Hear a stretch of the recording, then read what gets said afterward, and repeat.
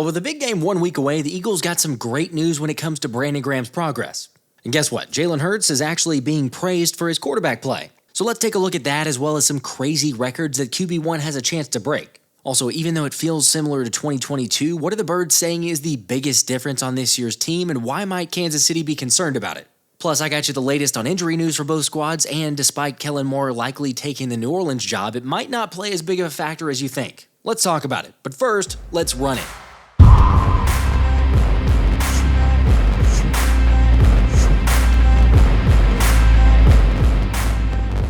What's up, guys? So before we jump into any Eagles talk, I just want to start out by saying my thoughts and prayers are with everyone in Northeast Philly. And in case you're not in Philly or don't know what I'm talking about, there was a small medevac plane carrying up to 6 passengers that shockingly crashed into a Northeast Philly neighborhood, which is obviously devastating news. That's why I say, again, my thoughts and prayers go out to the medical personnel, the families, everyone impacted. And I know this is an incredibly small, barely even a drop in the bucket, but all the proceeds from this video are going to go directly to Red Cross to help people impacted. Also, if there is anyone who's been displaced, the Red Cross has a shelter open for those displaced residents at Samuel Fells High School, and I'll be retweeting any other info once we have it. Anyway, I know it's not much, but please, if there's anyone out there that knows of another way to get involved, help out, do whatever we can, please share that in the comments. Alright, I did want to get into some of the latest Eagles news as well, because we're just a week away from the Super Bowl, and honestly, it can't get here fast enough.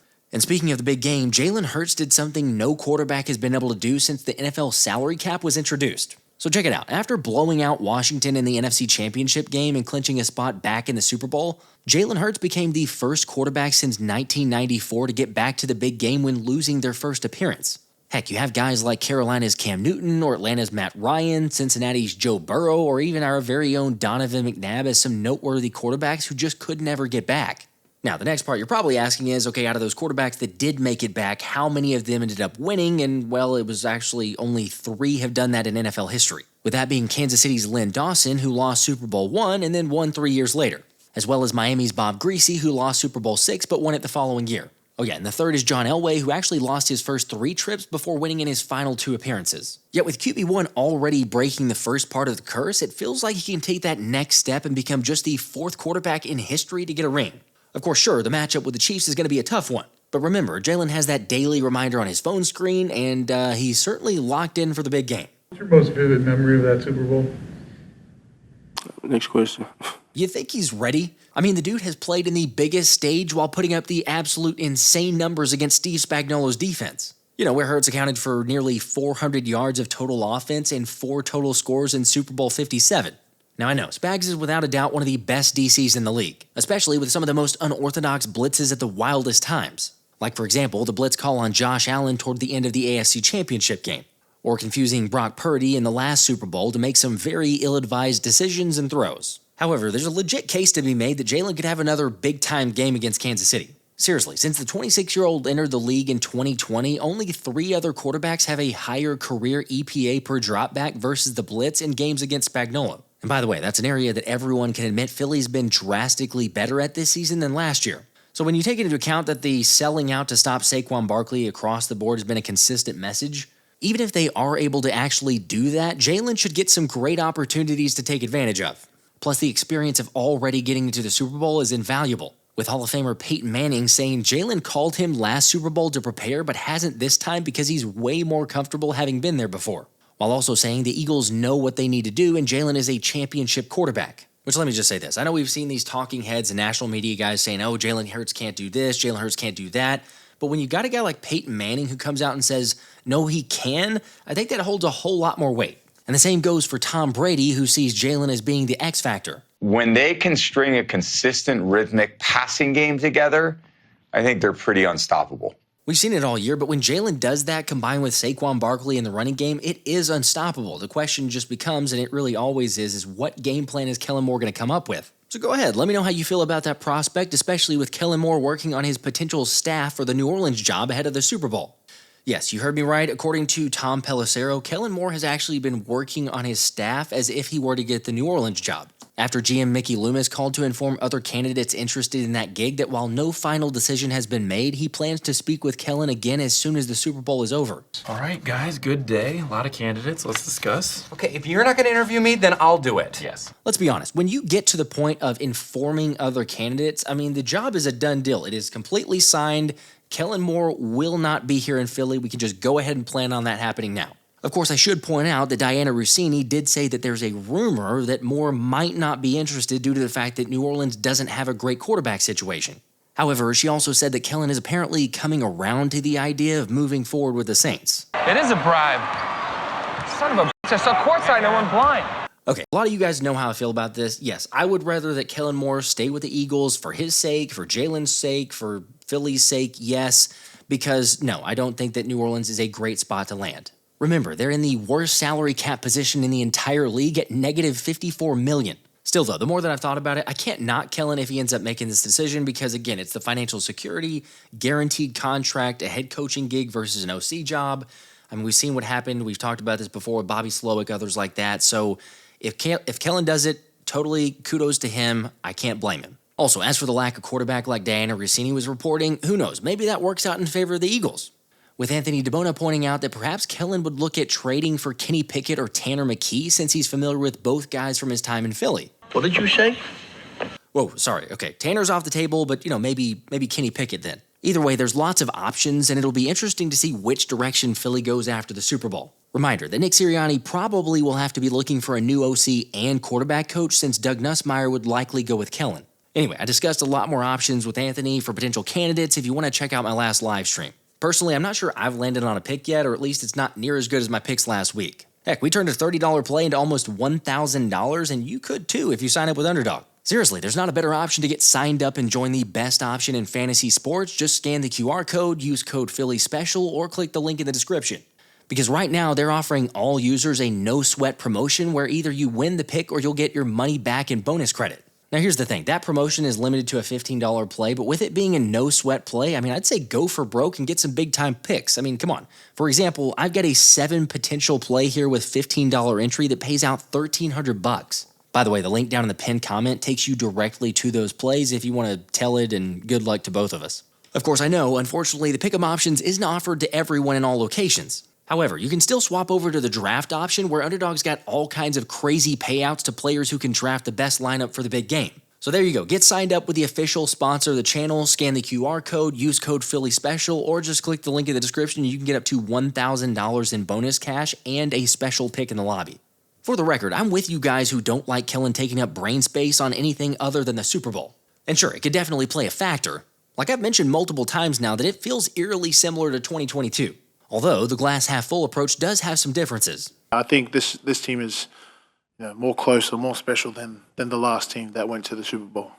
Why? You were. Our relationships on a personal level are much more closer, and it carries over to the field, the professional side. That team 2 years ago was very close, but I think now this team is a lot closer. A lot of guys spend a lot of time outside of this building together. When we're here, a lot of guys eating together, having conversations about, things that are just not football. Spending time with each other outside of the facility and going to dinners, going to each other's houses, group settings as well, and also just here, the grind. I think this year we've said it a couple times. It's a lot harder this year than the previous years, and I think that was, with intent to grow us closer. If we're all in misery, we're in misery together. Speaking of misery, I know everyone's talking about the Kellen Moore situation, freaking out about it. I see lots of PTSD comments. I totally get it, but I want to try to go a different approach here, so stick with me on this. Take some time, think about it. What is the one optimistic viewpoint, or what's the thing that you could point to from a positive that you would say is not going to affect Kellen Moore in this game? Even if you're thinking it's negative, try to think about one thing that you could point to and say, you know what, that's a good argument for maybe it doesn't affect Kellen Moore. Look, I'm just trying to stay as positive as I can and offer up some positive energy, which honestly feels like the best time to get into the BG news, since Brandon Graham got in another practice to test out his triceps. And you can see the massive brace he's got on, but not gonna lie, watching him go through those drills and making contact with the blocking dummies looks pretty promising. Although the biggest boost is probably the morale for the squad. As Jordan Mailata said, they heard BG and that happy juice energy before they saw him out there, and that he's only gonna enhance that defense for the Super Bowl. So yeah, let's just say it's looking and sounding like 55 is going to end up playing. I don't feel restricted at all. it's a good balance. And man, whatever I got to do to get ready for this one game, I feel like I can do it. You said you felt good out there from a cardio perspective in terms of in football shape. So is it something where if you are able to play, you're like full go, or do you think it'll probably be a snap count? If I'm gonna go out there, it's gonna be full go. I'm not gonna try to get in the way of like these guys work their butt off, for this moment. And we all, whenever coach put me in, I'm gonna just make sure it's hey, all the way. And man, leave it all on the field, and that's what I'm gonna do. Any rep I get out there, hopefully I can help change the game a little bit. Okay, I still don't anticipate him being out there and playing a ton of snaps, but still, him just being out there is big time. Now, as for the latest injury report, the Eagles had another plethora of guys who got hit with a DNP due to rest or even some injuries. And no, Cam Jurgens nor Landon Dickerson saw the field either. And even Zack Baun was a surprise to pop up on the injury report with a groin injury after yesterday's practice. However, relax, all the reports are he should be good, as are just about everyone else, which I'll share with you here right now. Because the best part to all of this is that the Eagles didn't list a single designation for Landon Dickerson, Cam Jurgens, Zack Baun, name all the guys down the list. Which means, hypothetically speaking, if they had had a game and they weren't going to play, then they would have been listed without or even questionable designations. Of course, on the flip side, with Kansas City, they're about as healthy as you can get, with wide receiver Sky Moore being the only dude who could end up missing next week. Still though, even with all the positivity, there's a couple areas that Kansas City might be a little bit concerned about with Philly, which is why I hopped on with Cole DeRuse of How About Those Chiefs to see what he felt like KC's weaknesses might be. Another weakness that I had for the Chiefs on like how they could struggle or lose this game, I said the turnover battle. I also said fall behind early. Obviously, they've been able to pretty successfully come back from behind in playoff games. When they played each other in Super Bowl 57, Chiefs were down 10 at the half. They came back and won, but it's just a different beast over there with Saquon Barkley on offense. And if you go down early, it's going to be hard, I think, could be hard to catch up, especially with Saquon back there. And that was another thing that I mentioned. If Saquon Barkley goes for like 140 yards and 2 touchdowns, I think you have to do all that you can to stop him if you want to win this game. And I listened to your video from the other day, and yeah, so they gave up some yards to Joe Mixon in the Texans game. They gave up yards to James Cook, who had a great game. But the thing with the Bills game in particular, it was do what you can to not allow Allen to burn you. They had double spies on some plays. I was like, double spies? That's crazy. They had wild. 2 guys spying Allen, 1 for each side.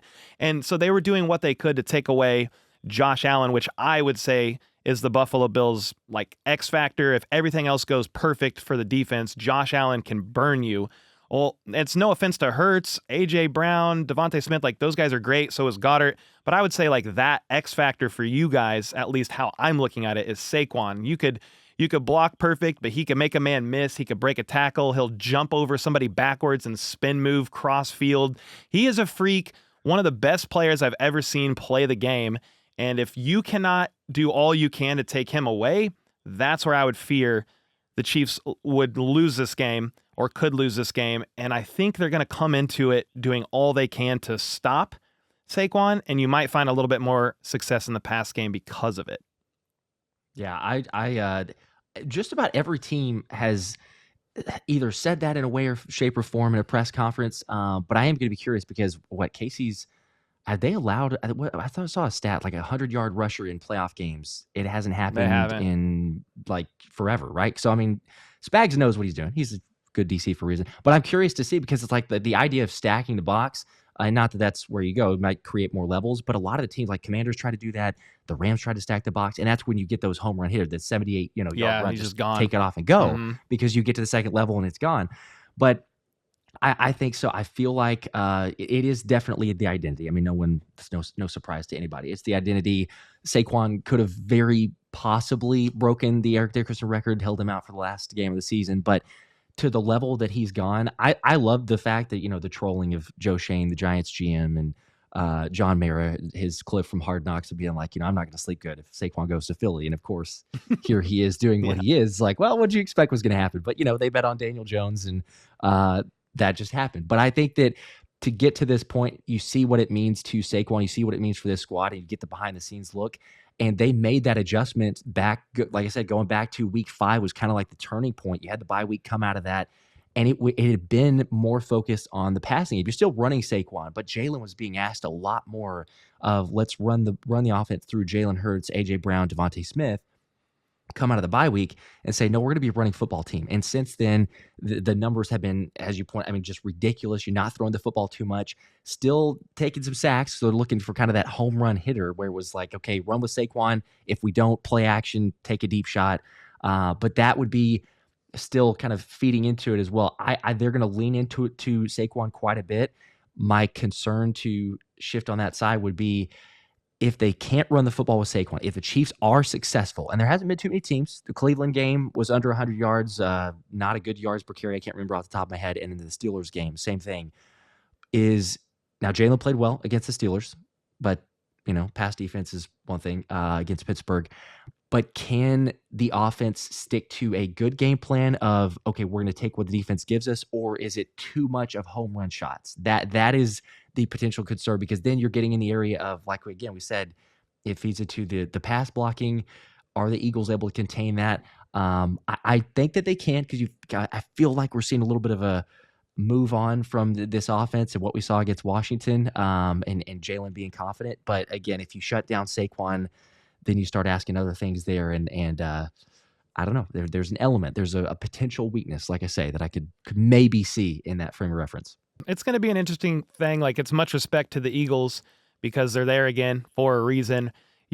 I will say this is not me defending, or this is me defending the Chiefs now. It's not a weakness, so I'm breaking my rule. But it's just like the Commanders are not the Chiefs. The Chiefs are not the Commanders. It's two different ball games, at least on defense. Like, the Commanders out-punted their coverage, or that's probably not the proper phrase, but like nobody expected them to make the conference championship. And Jaden Daniels is great, but like they don't have guys. Like, they still have some roster building to do. They have a few guys, but there's not a lot of guys, especially on the defensive side of the ball, where I think Spags and the Chiefs and some of their guys back there, Trent McDuffie, if he's not the best corner in the NFL, he's top 3. Maybe you could put him behind PS2.